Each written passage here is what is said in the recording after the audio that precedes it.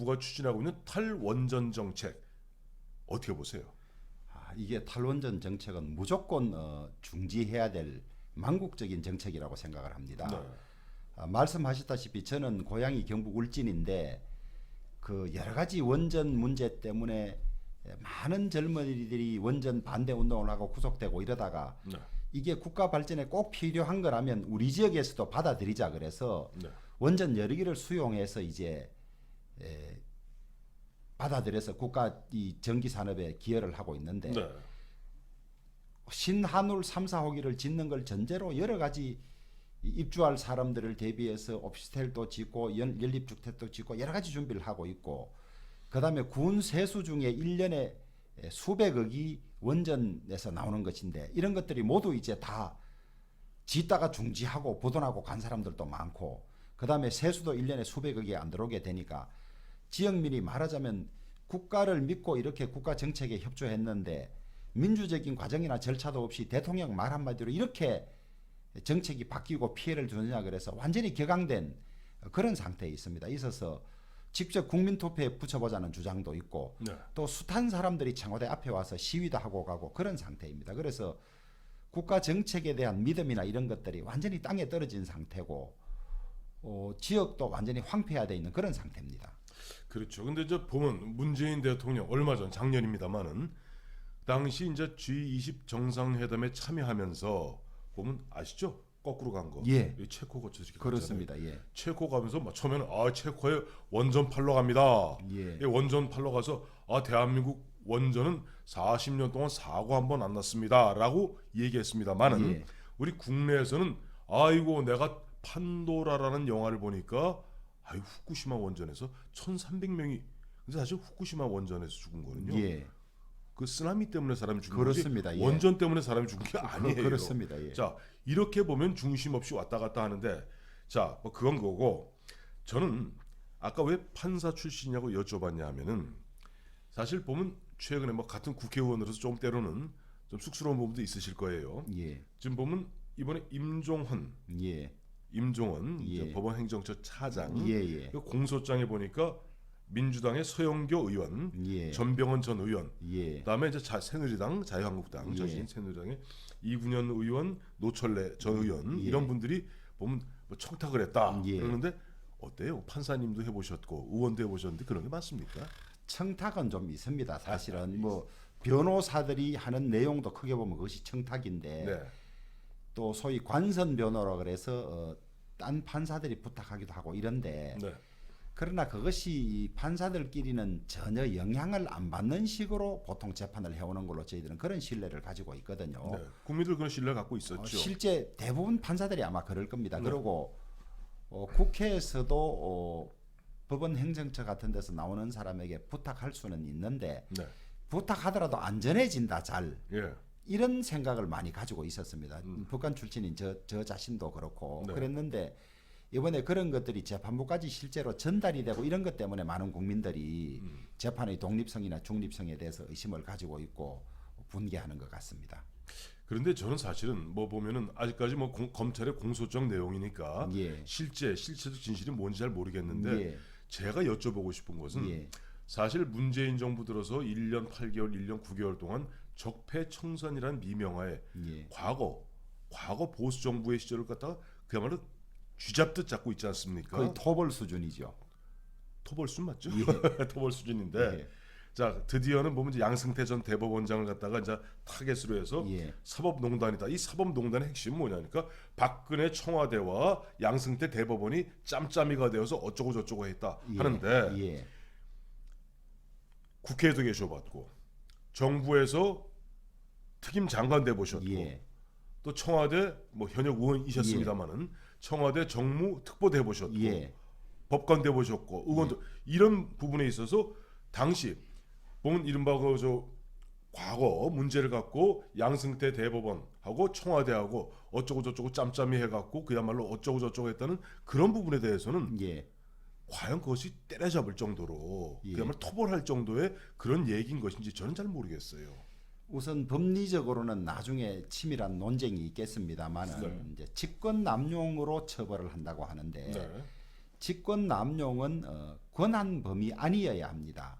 그것이 자기의 권한 범위 안에서 남용이 있어야 하는 것이고 권한이 아닌 것은 직권 남용에 들어가지 않습니다. 예컨대 타 재판부에 청탁을 하는 것이 직권 범위 내에 안 들어간다면 비록 잘못된 것이기는 하지만은 처벌은 못하는 이런 것이 지금까지 대법원의 법리였는데 판례는 변할 수가 있습니다만은 정권이 이렇게 완전히 그냥 토벌 수준으로 몰이하고 적폐몰이를 하고 있기 때문에 어떤 결론이 날지는 모르겠습니다만은 기존 판례 이론에 의하면 직권 남용이 쉽지 않다 이런 말씀을 드리고 싶고요. 일제 징용 관련 판결은 전 세계 모든 법원이 외교와 밀접한 관련이 있는 사안에 대해서는 정부의 입장이나 기존 정부의 외교 방침 이런 것을 듣고 어느 정도 수렴하는 걸로 알고 있습니다. 그러니까 그런 것 때문에 예민한 사건들은 딴 나라에서 재판을 받지 않고 자기 나라에서 받으려고 하는 것들이 다 그런 것들 때문이거든요. 그래서 국제법 관계의 재판 이론이란 것이 어느 이론을 선택하느냐 그 다음에 어느 법정에서 받느냐에 조금 달라질 수 있고 모든 나라의 사법부도 국익을 최대화하는 쪽의 판례나 이론을 선택하기 때문에 제가 자세히 그 과정을 들여다보지 않아서 모르겠습니다만은 일제 징용 관련 판결을 외교부나 이런 데의 의견을 물었다 그래서 그건 크게 잘못된 것이라고 보지는 않고 오히려 대법원이 우리의 국익을 지키기 위한 방법이 뭔지 외교의 입장이 뭔지를 사실조회라든지 혹은 간접적으로라도 확인하는 절차가 필요하지 않았을까 저는 그렇게 보고 있습니다. 현 정부에서 우리 주 의원님 말씀 들으면 주 의원도 적폐야 라고 할 가능성이 큰데 예. 제가 여쭤보는 게 이런 거예요. 이번에 그 이제 보면 임종원 이제 과거 이제 징용 문제 관련해서 나와서 그 임종원 차장 공소장에 보면 뭐라고 돼 있냐니까 박근혜 대통령이 시시콜콜이 이런저런 관계들을 갖다 지시했다 하는 대목이 나옵니다. 자, 이 대목이 저는 순간적으로 혼란스러웠어요. 왜냐하니까 이른바 그들이 이야기하는 저는 동의하지 않습니다만 뭐 촛불 뭐 혁명 저 동의하지 않습니다. 근데 어쨌든 촛불 집회, 촛불 시위가 있었던 건 사실 아니에요. 그들이 집요하게 그동안 밀어붙였던 것은 뭐냐니까 4년 동안 박근혜 대통령 아무것도 하는 거 없이 관저에 콕 박혀서 최순실이하고 쏘곤쏘곤 이야기한 게 다다. 둘째, 박근혜는 한마디로 멍청이다.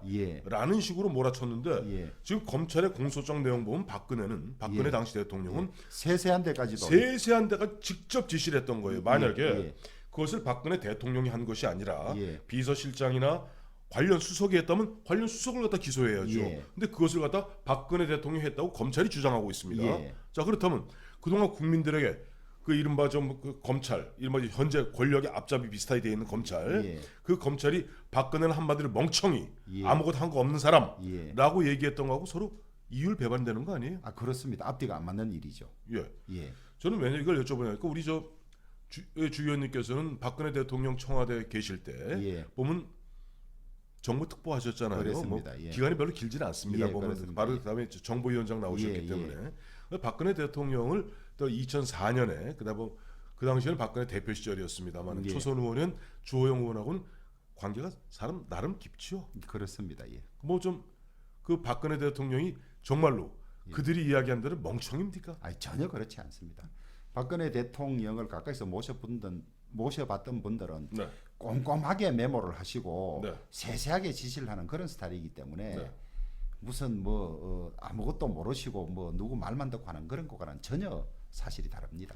사람이 아다르고 어다르다고 그렇습니다. 꼼꼼하게 메모하고 그다음에 상대방 이야기를 갖다가 성심성의껏 기록하면은 뭐라고 얘기했냐 하니까 좌파들은 수첩공주다. 그렇습니다. 거기다 한때는 보면은 박근혜 대통령이 의원 시절에 대변인했던 뭐 전 의원 같은 분들은 무슨 얘기하냐 하니까 박근혜 대통령은 수첩 없이는 단 5분도 이야기 못하고 뭐 어떤 긴급한 일이 떨어지면 저 뒤에 커튼 뒤에 가서 누구한테 전화 받지 않고는 뭐 대답을 못하더라라고 얘기하는데 실상은 어떻습니까? 아니, 제가 봤을 땐 전혀 그렇지 않습니다. 물론 뭐 중요한 걸 상의할 때 전문가에게 전화해 볼 수도 있고 하지만은 제가 지켜본 박근혜 대통령은 국정의 여러 분야에서 아시는 것도 많고 또 세세한 관심을 가지고 했지 그렇게 일방적으로 좌파들이 매도하거나 언급하는 것처럼 그런 분은 아닙니다. 근데 저 전모 의원을 비롯해서 좌파에서 얘기하는 전화했다는 거는 전문가하고 전화했다는 게 아니라 최순실이랑 전화했다고 주장하는 거예요. 누구하고 전화한 상대방은 뭐 제가 그 일일이 확인하지 않아서 모르겠습니다만은. 그래요. 자, 갑자기 좀 보면 최순실 얘기가 나오니까 예. 저 어제 오늘 이 황태순 TV에서 요즘 보면 목포 사랑, 목포의 눈물이 아닙니다. 예. 목포의 사랑으로 한참 주가 올리고 있는 예. 손혜원 의원에 대해서 한 두 가지 우리 동영상 올렸더니 예. 뒤에 쫙 붙는데 그 자막 중에 하나 재밌는 거 댓글 중에 예. 야 최순실이도 나쁜 사람이지만은 예. 최순실이보다 1000배 100배 더 나쁜 사람 아니냐라는 예. 이야기가 댓글이 붙어요. 그래서 예. 뭐 같은 뭐 현역 같이 이제 뭐 얼굴 자주 보는 국회 본회의장에서 보는 예. 의원이라 좀 뭐 좀 말씀하시기 그렇겠습니다만은 예. 손혜원 의원의 이른바 목포사랑 예. 지금 보면 거기서 집중적으로 열채 플러스 알파를 예. 산 그런 부분에 대해서는 예. 어떻게 보세요? 예, 저는 두 가지 측면이 따져져야 한다고 보는데요. 네. 문화재청이 많은 예산을 들여서 이 지역을 집중적으로 개발하려고 했던 정보를 본인이 입수하게 된 과정이 뭐냐. 네. 그 정보가 공개됐던 것이냐 아니냐. 그걸 가장 먼저 봐야 할 것이고요. 네. 그다음에 자선 사업 하듯이 이것이 내 그 열채 정도 살려고 하면 재산의 상당한 부분이 거기에 가야 되는데 네. 당장은 연고가 없는 지역에 그렇게 많은 재산을 살 때는 내가 그냥 뭐 이 지역의 그 문화재적인 가치 보호를 위해서 내가 희생한다는 생각으로 산 것인지 이게 수백억이 국가 예산이 들어와서 정비가 되고 하면 가치가 올라갈 것이고 그러면 재산적으로 이득을 볼 것이라고 판단하고 한 것이 아닌지 그 두 가지를 저는 봐야 된다고 봅니다. 그 두 가지에서 말하자면 국가적인 정보를 사적으로 이용한 것인지 아닌지 하나 하고 그다음에 그걸로서 재산 정식의 의도가 있었는지 없었는지 그 두 가지를 보고 판단하면 될 것이라고 보는데 모양새는 뭐 저는 언론에 난 정도만 보고 있습니다만은 대단히 안 좋죠. 사모으기 하듯이 하고 심지어 조카들에게 명의신탁에 가깝게 정여하고 조카는 전혀 알 수 없는 그런 상황이라는 증언들이 나오는 걸로 봐서 짐작컨대는 이게 국비 예산이 수백억이 들어오고 앞으로 이 지역이 핫 플레이스로 뜰 것 같으니까 살 수 있는 데는 다 사자 이랬던 것이 아닌가 그렇게 보여져서 비난 가능성이 적지 않다고 봅니다. 이럴 때 나오는 제목 손혜원 사재기했다 뭐 이렇게 되는 거죠. 자 이제 끝으로 보면 아무래도 이제 얼마 안 남았습니다만 예. 2월 27일 예. 자유한국당 전당대회 당 대표 예. 도전하셨고 당 대표 되시면 아마 제가 당 대표 되시면 꼭 여쭤보고 싶은 게 우리 주호영 의원께서는 늘 단합, 화합, 통합을 갖다 예. 말씀하시고 예. 일반 보수의 대동단계를 말씀하세요. 예. 자, 첫째 조원진 의원이 지금 당 대표로 있는 대한애국당과의 어떤 결합 가능성, 예. 통합 가능성 하나 하고 예. 두 번째는 사실은 보면은 주 의원님도 그때 같이 함께 나가셨습니다만은 유승민 지금 예. 어떻게 다른 대구 경북이시죠? 예. 마침 뭐 조원진 의원도 대구 예, 경북이네요. 그렇습니다. 예. 다 대구 지역구 의원이시네요. 유승민 의원 같은 경우 어떻게 보면 지금 좀 바미당 바른미래당에서 조금 뭐랄까 겉돌고 있지 않습니까? 그래도 보수에서 앞으로 지난번에 대선에 나와서 이제 홍준표 안철수에서 4등을 했습니다만 그렇습니다. 그래도 우리 대구 경북에서 앞으로 좀 키워나갈 인물 중에 한 사람이라면은 예. 조원진 의원 그다음에 유승민 지금 돌고 있는 유승민 의원과의 어떤 결합 가능성 뭐랄까 통합 가능성 화해 가능성 예. 이 부분에 대해서 그러니까 이게 좀 헷갈리는 게 조원진은 극단적으로 예. 이번 태극기 부대의 지금 맹장이고 예. 지금 유승민 의원은 그야말로 박근혜 대통령을 탄핵하는데 앞장섰던 분입니다. 예. 자, 이 두 어떻게 보면 물과 기름 같은 부분을 어떻게 융합 통합시킬 것인가 말씀해 주세요.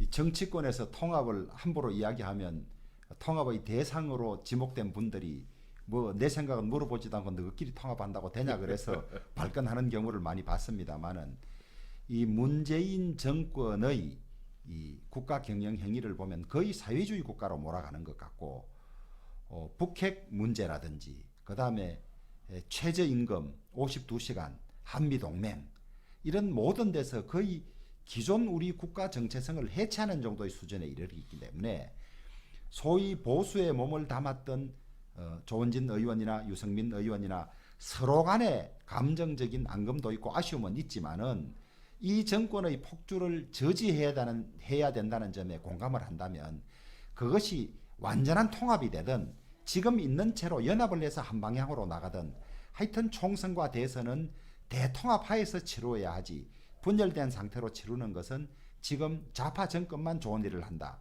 이 점에 대해서 서로 반드시 공감해야 하고 그런 쪽으로 나가야 한다고 봅니다. 그러기 위해서는 공정한 경쟁의 틀이 형성돼야만 그분들도 다 들어올 수 있지. 당신이 희생하고 통합에 참여하라. 이러면 그건 통합은 쉽지 않을 것입니다. 그래서 제가 대선 주자 중에 한 사람이 당대표가 되면 보수의 통합이 어려워지고 물 건너가는 것이 아니냐는 걱정을 계속하는 것입니다. 마침 이해찬 민주당 대표가 또 어제 20년 집권은 또 얘기했습니다. 자, 이런 상황에서 그야말로 앞서 우리 주호영 의원 말씀한 대로 보수 우파가 어떤 재기의 발판을 마련하고 총선에서 교두보를 확보하고 2022년 대선에서 억울하게 빼앗긴 그야말로 사기당하듯이 빼앗긴 정권을 되찾자면은 뭐 대동단결해야 된다는 그런 말씀이신 것 같습니다. 그렇습니다. 그리고 대동단결의 전제는 민주적이고 공정한 당 운영이어야만 대동단결이 가능하다. 특정 세력이 당의 주도권을 잡으면 그것이 어려워지는 것이 아닌가. 이것이 제 말씀의 결론입니다. 자, 이번에 2월 27일 자유한국당 전당대회 출사표 던지신 주호영 의원 모시고 말씀 들어봤습니다. 감사합니다. 불러주셔서 고맙습니다. 네.